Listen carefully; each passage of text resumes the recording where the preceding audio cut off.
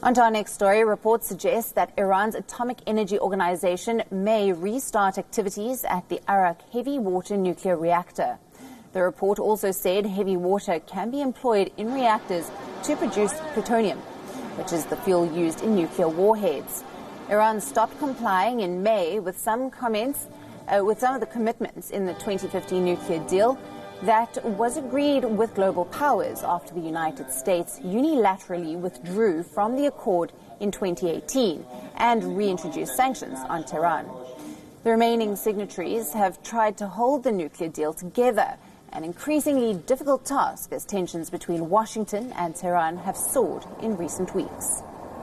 Meanwhile, Britain, France, Germany, Russia and China met Iranian officials in Vienna to discuss how to save the accord in an extraordinary meeting after the meeting. Now, Iran's senior nuclear negotiator and Deputy Foreign Minister Abbas Araghchi has said that the discussions were good.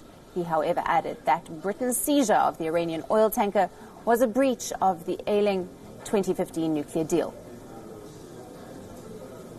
Since Iran is, entitled to export its oil according to the JCPOA, and any impediment in the way of Iran's export of oil is actually against the JCPOA. However, Iranian President Hassan Rouhani still hopes that British Prime Minister Boris Johnson's familiarity with Iran will help improve relations between the two nations. In a message posted on the Iran president's website, Rouhani congratulated Johnson on his appointment. He said, and I quote, "I hope that your familiarity with issues of the relations of Iran and England and your presence once in Tehran will be a considerable help to get rid of existing obstacles in the growth and expansion of relations between us."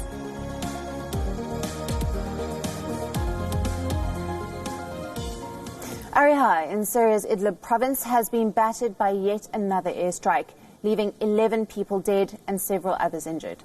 Ariha is a rebel-held town in northeastern Syria, and the strikes are part of the government's continued offensive to thwart the rebels. Videos have now emerged on social media while showing White Helmets, a civil defense group that operates in rebel-held regions, providing aid to the strike victims. Dozens of people were left trapped under collapsed buildings after what is the second strike on the town in the past week.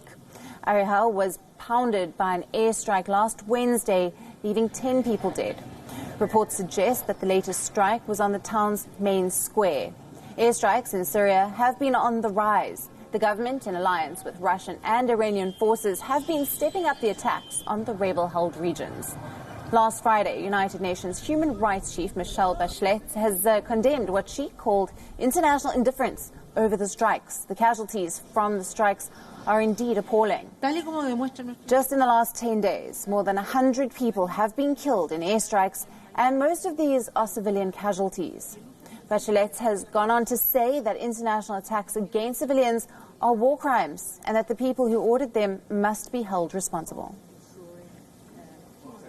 As a matter of fact, I'm not a lawyer, but, in humanitarian